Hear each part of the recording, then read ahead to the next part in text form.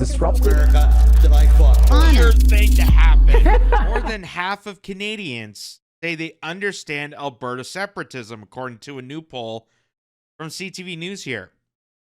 A new poll suggests that more than half of Canadians say they understand why Alberta might want to split from Canada, even if almost 2/3 say they don't want that to happen. The Ledger survey, which polled 1,537 Canadians between May 16th and May 18th, suggests that 55% of Canadians understand Albertans' desire for independence, by what Jan Arden claims. Because the poll was conducted online, it can't be assigned a margin of error. 70% of Albertans say they understand why their province might want to become an independent country. The poll suggests 63% of men say they grasp what's driving Alberta's separatism, while 48% of women report the same. While 77% of conservative voters say they understand the reasons behind the separatism movement, only 48% of Liberal supporters responded the same way. Sebastien Dalliere, Ledger's executive vice president for Eastern Canada, said the survey suggests that there's a level of empathy for Albertans.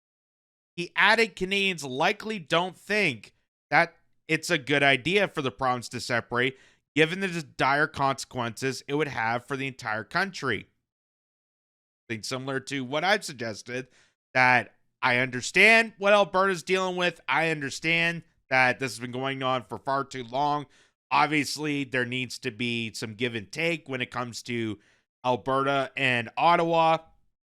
At the same time, I don't believe in separating the two, because I think as a whole, if Alberta leaves or if Saskatchewan joins with them and the entire West decides to exit from Canada, Canada would just collapse. Canada as a country would cease to exist.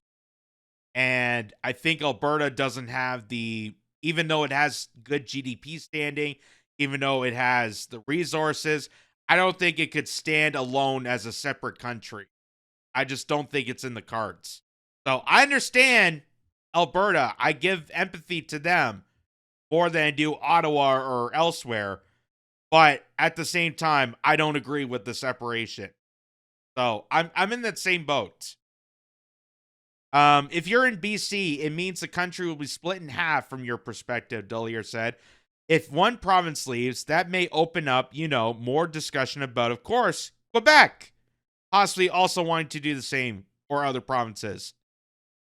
So that's also another factor to look into that if Alberta decides, hey, it's time for us to go, that's going to put more leverage on the possibility that Quebec might do the same. And Quebec, for its almost its entire existence, has wanted to separate from Canada, because they just don't believe that the Francophone and the Anglophones can get along, that, the two provinces between, the English speaking and the French speaking don't understand each other. There's cultural differences, and the whole separatism movement itself has been nothing new in this country, unfortunately. Well, that's another worry to this. Only 26% of respondents say they support the idea of Alberta becoming an independent country, with 12% saying they strongly support it and 15% saying they support it somewhat. 62% of respondents say they're opposed, with 50% saying they're strongly opposed and 11% saying they don't know. Among respondents who support the province of Alberta becoming a country, 76% say they understand why Alberta might want to become an independent country. Alberta Premier Daniel Smith's government introduced a bill earlier this month to make it easier to launch a citizen initiative referendum, including one on separating from Canada. Smith has pointed to growing alienation in her province and frustration with Ottawa, and has argued that those wanting to separate are not fringe voices. While she says she does not support separating from Canada, Smith is hoping to negotiate a new deal for the province with the Prime Minister Mark Carney, She has said repeatedly that Albertans are frustrated that the province's natural resources are landlocked and that its oil and gas exports are sold almost exclusively to the United States at a cut rate. Almost half of respondents in Alberta, 47%, said they support separation. So that gives you kind of a glimpse into why these separation talks are happening. And it's not because, oh, Alberta just, they don't want to unite with Canada, shut the hell up, blah, blah, blah. The stuff you hear from, Doug Ford to Jan Arden. I understand their sympathy. I understand their sympathy because of those exact mentions there is the fact that Alberta is a very resource-rich province that is not being utilized correctly. And they're purposely, by they, I mean Ottawa, is purposely attacking the oil and gas industries in Alberta, the natural resources coming out of that province, instead of, having that flourish to across the country where it could benefit every province and it would make GDP more prosperable for our nation. They have shut that down. They have that cap, the emissions cap. They also have C-69 where it's can't build pipelines, and they purposely undermine this industry. Among the other resources that this province gives to the country, they undermine the province so harshly because it does a lot for the rest of the country. It does a lot in resources and develops the most GDP as a province, but it doesn't get the respect. It doesn't get the intention that it deserves and the integrity that it deserves. And it's been excluded out of the country for quite an extensive long time. So I understand people's frustration. I understand where that's coming from. I feel like the entire country can understand of being alienated and not being respected and dignified as Canadians, as part of this country. We even feel that here in Ontario. I know people feel that in Saskatchewan with the farmers. They feel that in BC with the horrendousness of crime and homelessness and drug epidemics. So, understandably, like, we all know about this. We all know how it feels to be thrown under the bus by Ottawa and how the federal government really treats Canadians. But like I said, even with that understanding, I don't recommend Alberta being separate because, again, if Alberta leaves, we lose that resource, then Canada's done as a country. Then there's no prosperity.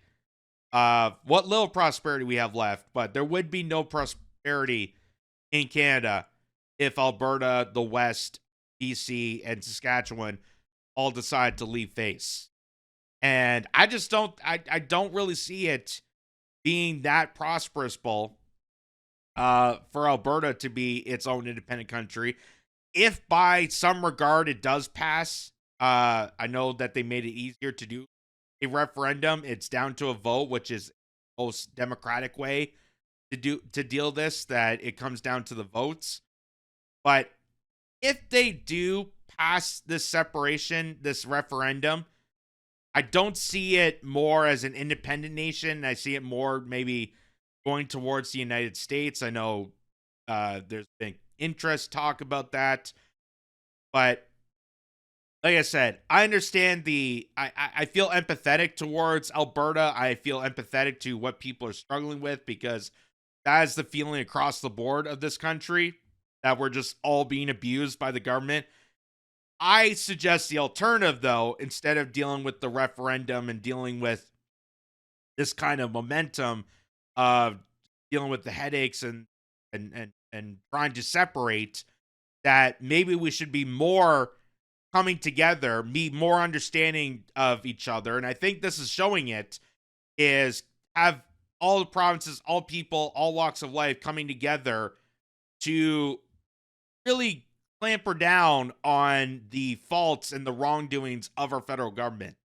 We've seen that with the Freedom Convoy. We've seen that with other protests that's happened in this country, where we didn't exclude people from Alberta just because they're from Alberta, or we didn't exclude people because they vote a certain way, or we didn't exclude people. We brought Canadians together on numerous times before.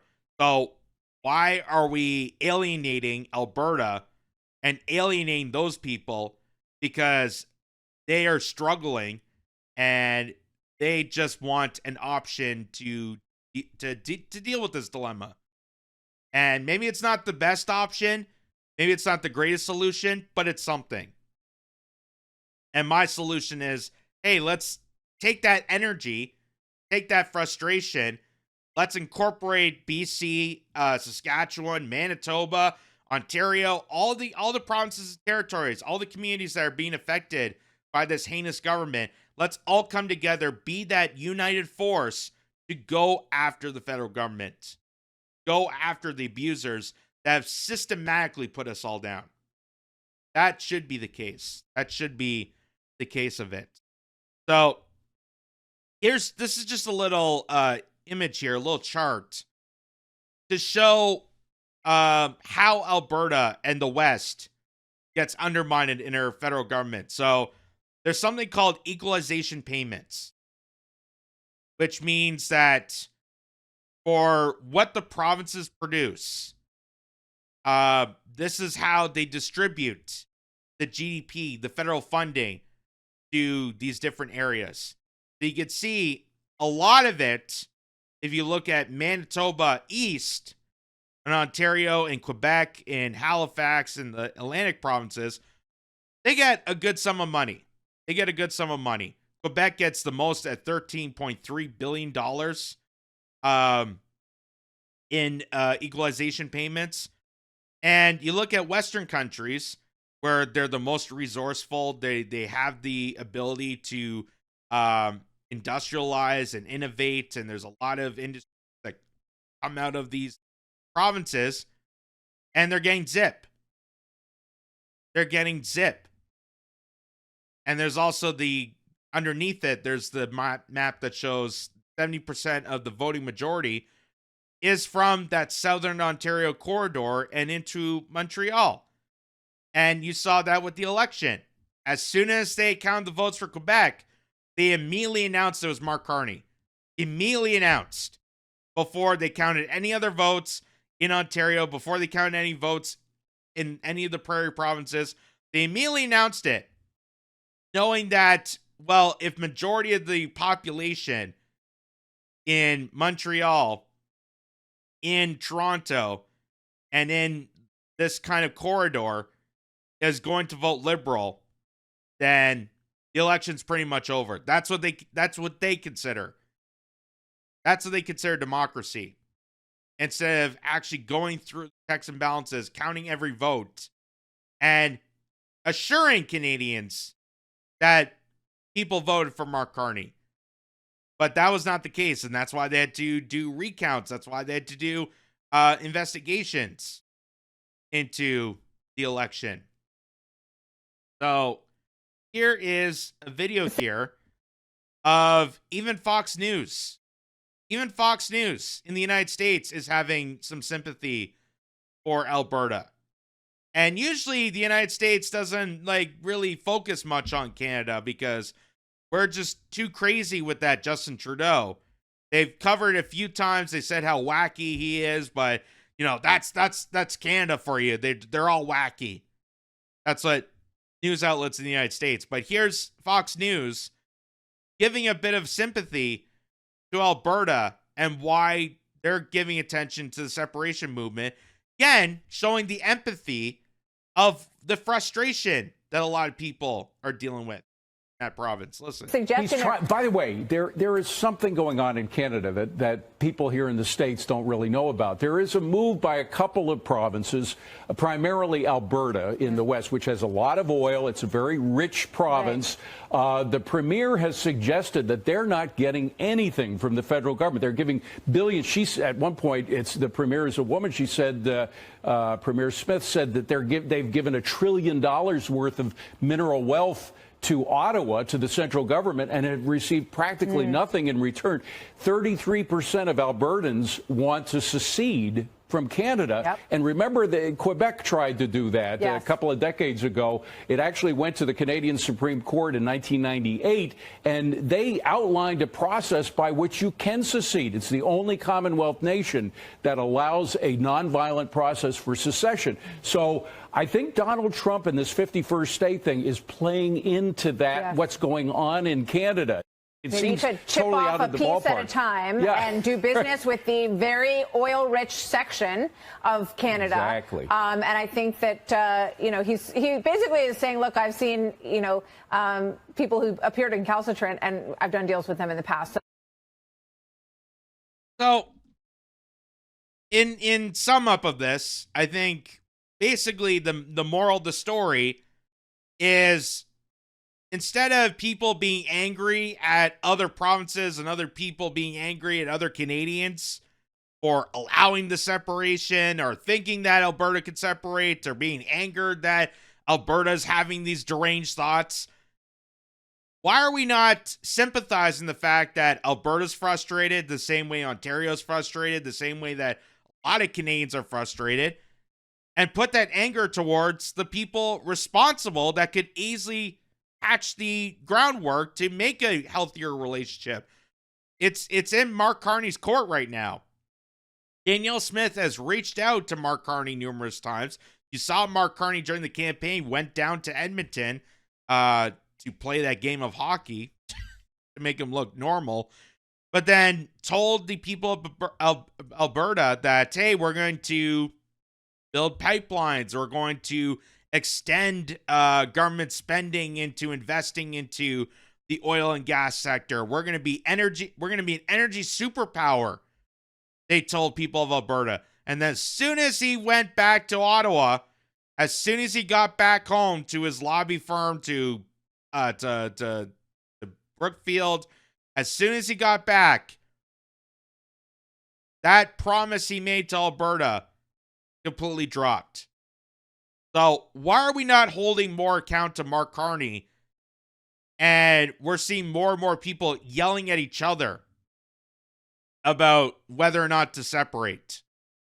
I think that's the big thing. And that's the thing that I we more and more people are starting to realize, that we have common enemies, that we are not different. We very similar, actually.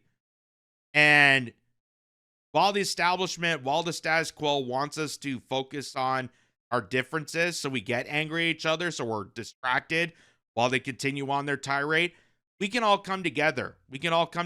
Focus on our similarities, come on common terms, and really have a united front to deal with this situation. Because, like I said, I understand Alberta's feeling the worst of it because the entire province is dealing with the situation. But you look at here in Ontario, you look at Manitoba, you look at BC, Canada is collapsing at the whims of the federal government because the federal government has neglected the entire country as a whole. And they keep falsifying promises of, connecting this community, rebuilding, and, oh, we're going to be different than Justin Trudeau. And every point in turn, it's making it worse. It's making it worse because the government is just completely disconnected from ordinary Canadians. So if we come together on that, then maybe we can be defiant against the tyranny. And maybe separation doesn't have to be the last resort, or the only resort for Alberta. Maybe they can be part of a united Canada. Maybe we can make Canada great again. Maybe we can be a strong nation. But it just takes people with empathy and courage and understanding to bring people together, not just continue to divide.